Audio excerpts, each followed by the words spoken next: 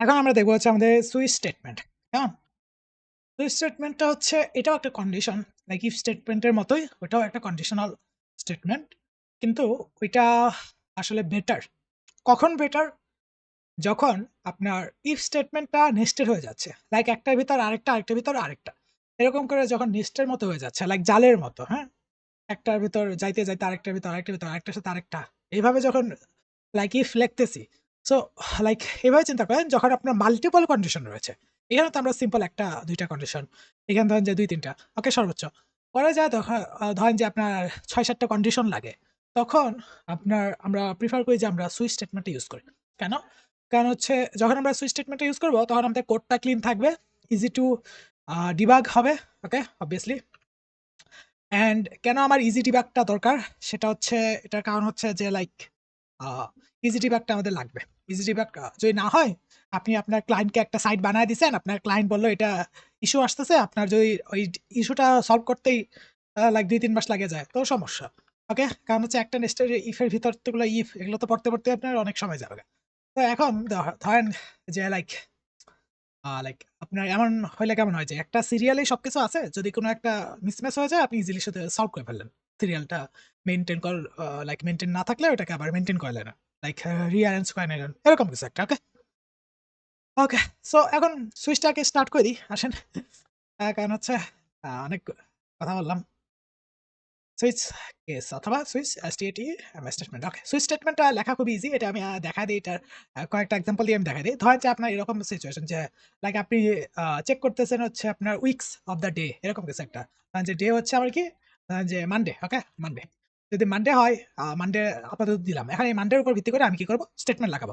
আগে তো আমরা কন্ডিশন দিতাম যে ইফ ডে ইস এত ডে এরকম লাইক এখানে তো আমি ডে দিছি। কিন্তু পূর্বে তো আমাদের ইয়েস ছিল। ওই একই জিনিস। আমি কি বললাম। ওকে? সো এখন আমরা ইফ না ইউজ করে আমরা ইউজ করব হচ্ছে সুইচ। ওকে? SWITC switch. সুইচের ভিতরে আমি দিয়ে দেব হচ্ছে ডে। ওকে? এখন ডে হিসাব করে আমি বের করব যে কোন দিন আমার ছুটির দিন আর কোন দিন আমার কি। ওকে? এখন যেহেতু আমি মানডে দিছি, এখন আমি এক কাজ করি সেটা হচ্ছে ওকে। এখন এইখানে আপনার কি করতে হবে? ১ম এ আপনার সুইচ লিখতে হবে। সুইচ লেখার পর আমার এখানে কি আছে? একটা ব্র্যাকেট দিছি ইফ স্টেটের ভিতরে। ১ম এ আমাদের যেমন ইফ ছিল, এই যে এমনই অবস্থা, ওকে? কিন্তু এখানে আমরা কি করলাম? এখানে আর কোন কন্ডিশন এইভাবে দিলাম না।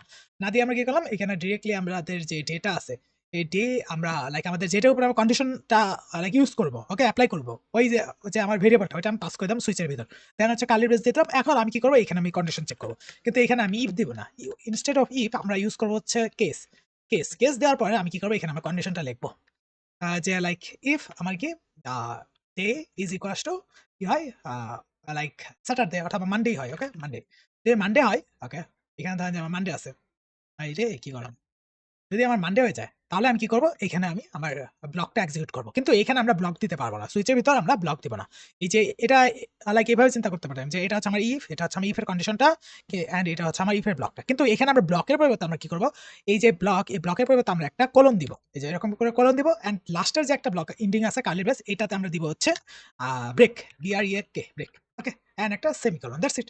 এটা হচ্ছে আপনার ইফ, ওকে? এটা হচ্ছে আপনার ইফ লাইক সুইচ স্টেটমেন্টের লাইক বেলায়, ওকে? অ্যান্ড ধরেন যে এখন আমরা কি করব? যদি আমার মানডে হয়ে যায় তাহলে আমি কি করব? এইখানে আমি ডিরেক্টলি দিতে পারব যে এচো করব, এচো it's Monday start of the week, okay? এরকম কিছু একটা অথবা লাইক যেকোনো কিছু একটা দিতে পারেন, ওকে? সাধারণত মানডেতেই স্টার্ট হয়। কারণ হচ্ছে স্যাটারডে, সানডে আমাদের অফ থাকে। সব জায়গায় না, বাংলাদেশের ক্ষেত্রে এরকম হয় না। ওয়েস্টার্ন যে রুলস গুলো ওইখানে আমাদের যে মানডে থেকে স্টার্ট হয়, ওকে? অলরেডি জানেন। তো এখন এটা হচ্ছে আমাদের একটা স্টেটমেন্ট। এখন যদি আমার হয় হচ্ছে ফ্রাইডে, ধরেন যে এরকম কিছু একটা অথবা ধরেন যে কেস আছে আরেকটা কি দিলাম কেস ধরেন যে কেস হচ্ছে আমার Saturday, Monday, Tuesday, okay? Tuesday. Yes T Tuesday. TUES day. Okay, I guess spelling ঠিক আছে।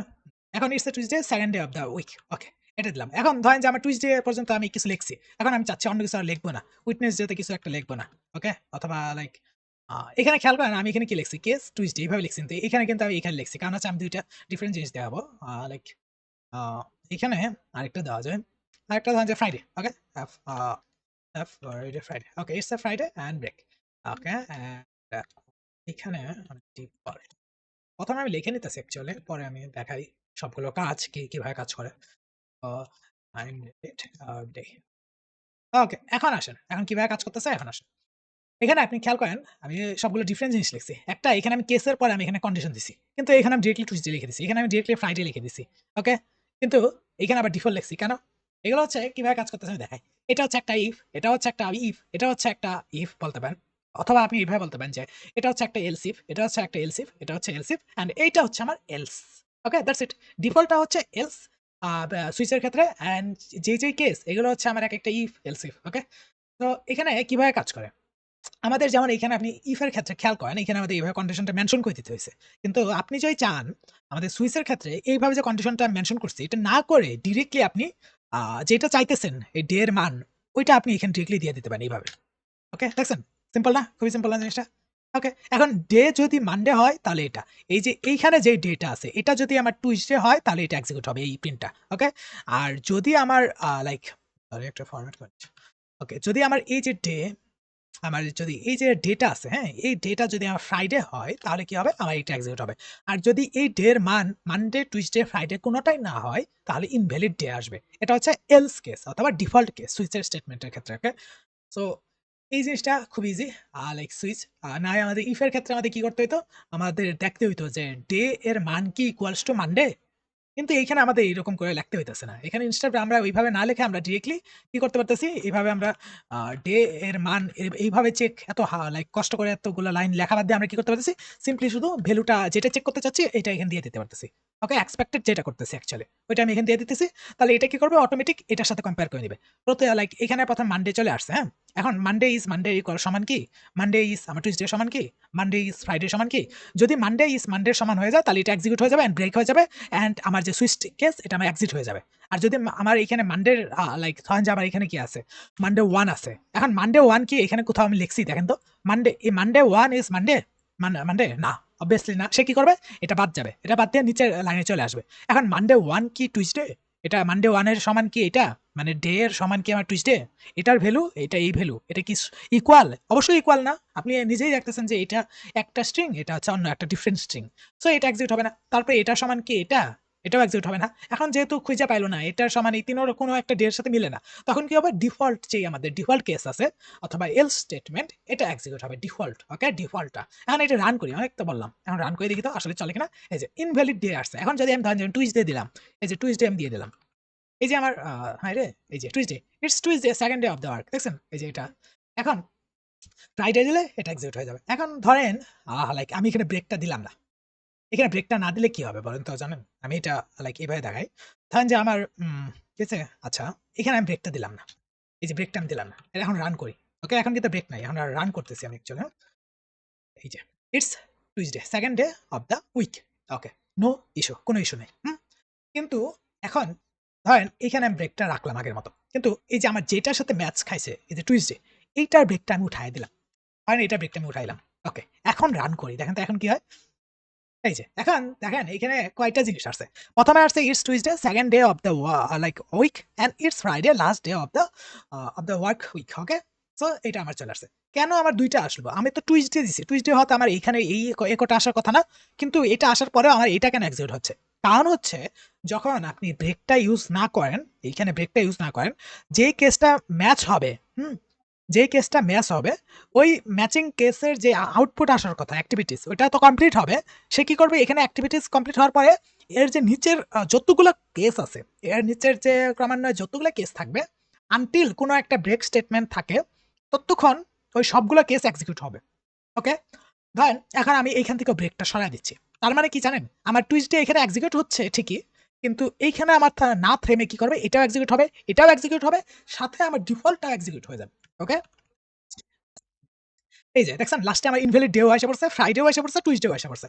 এখন বলবেন ১ম এ যে আমি এখানে ব্রেক দিলাম না, তখন তো কোনো ইস্যু হইল না ভাই। কারণ হচ্ছে এটা কখন এক্সিকিউট হবে? কখন থেকে স্টার্ট হবে এটার যে চেইন রিঅ্যাকশনটা স্টার্ট হবে কখন থেকে? যখন আরকি ম্যাচিং কেস পাবে। এখন এটা তো আমি টুইসডে দিছি, মানডে তো দেই নাই। টুইসডে যেহেতু দিছি, এটা স্টার্ট হইছে এখান থেকে অ্যান্ড যতক্ষণ না পর্যন্ত সে একটা ব্রেক অথবা ডিফল্ট ভ্যালু খুঁজে পাচ্ছে, ততক্ষণ আমার সুইচ স্টেটমেন্টটা স্টপ হবে না। ওকে? আমি এখন যদি রান করি, দেখেন এই যে আমার কিন্তু মানডের কোনো লাইক মানডের কিছুই এখানে আসে নাই। কারণ কি? কারণ হচ্ছে আমি এইখানে এই যে এইটা এক্সিকিউটই হয় নাই। এই যে এই কেসটা লাইক আমার ম্যাচই করে নাই। ওকে? যেহেতু ম্যাচ করে নাই এটা এক্সিকিউট হবে না। এটা যেহেতু ম্যাচ করছে তার মানে এটা এখন থেকে এক্সিকিউট হওয়া শুরু করবে। এখন থেকে যে এক্সিকিউট হওয়া শুরু করবে এই এরপর সে খোঁজা শুরু করবে যে কোথায় ব্রেক আছে, কোথায় আমার ডিফল্ট আছে। যতক্ষণ না পর্যন্ত একটা ব্রেক খুঁজে পাবে সে ততক্ষণ পর্যন্ত নিচ পর্যন্ত এক লাইন করে সব লাইনে এক্সিকিউট করতে থাকবে। এখন যদি ব্রেকও খুঁজে না পায় সে কি করবে? ডিফল্ট এক্সিকিউট করে শেষ করে দেবে। That's it. এটা হচ্ছে আমাদের কেস। এখন ধরেন যে আমি লাইক এইখানে আমি আবার ব্রেক দিয়ে দিতেছি। অথবা ধরেন যে আমি এইখানে ব্রেক দিয়ে দিতেছি, হ্যাঁ? এখানে ব্রেক দিলে কি হবে আমার? এখানে ব্রেক দিলে এই যে এটা তো এক্সিকিউট হয়েছে, তারপরে কি করবে? সে নেক্সট একটা ব্রেক খুঁজবে। ব্রেকের আগ পর্যন্ত যতগুলো এক্সিকিউশন আছে ওগুলো সে লাইক এক্সিকিউট করে নেবে। তো আমি দিলাম এই যে দেখছেন লাস্টেরটা কিন্তু এখন আর আসতেছে না, ডিফল্ট আসতেছে না। কারণ সে ব্রেক খুঁজে পাইছে। এখন যদি আমি ব্রেক এখানে দিয়ে দেই, তার মানে কি? আমার যে এই যে কেসটা আছে, টুইসডে কেস, এই যে কেসের ভিতরে এটা হচ্ছে ওপেনিং, এটা হচ্ছে আমার ব্রেক শেষ। এটা এভাবে চিন্তা করেন, এটা হচ্ছে আমার কার্লি ব্রেসের ওপেন, কার্লি ব্রেসের ক্লোজ। এই যে কার্লি ব্রেসের ক্লোজ, এটা হচ্ছে আমার কার্লি ব্রেসের ওপেন, এইভাবে। ওকে? সো এটা হচ্ছে ইফ এর ক্ষেত্রে বলতে পারেন। ওকে? লাইক বুঝার স্বার্থে এখানে কিন্তু আপনি কার্লি ব্রেস দিতে পারবেন না। ওকে? সো এখানে আমার ব্রেক দিয়ে দিছি, তার মানে এখানে এক্সিকিউট হবে। এখানে যত লাইন থাকুক, যতগুলো লাইন থাকুক এটা আমার সমস্যা নাই। এখানে যা অ্যাক্টিভিটিস থাকুক, ক্যালকুলেশন থাকুক সব করবে অ্যান্ড এট দ্য এন্ড সে ব্রেক করে দিবে অ্যান্ড পুরা সুইচ স্টেটমেন্ট আমার ব্রেক হয়ে যাবে। আর কোনো কিছু এক্সিকিউট হবে না। এই নেক্সট লাইনেও আসবে না। আমি যদি দেখাই আপনাকে এটা এভাবে, এই যে দেখেন এটা আমার কি হয়েছে? এই পর্যন্ত কিন্তু আসছে। এরপরে কিন্তু আর আসে নাই। দেখছেন? খেয়াল করছেন? ওকে?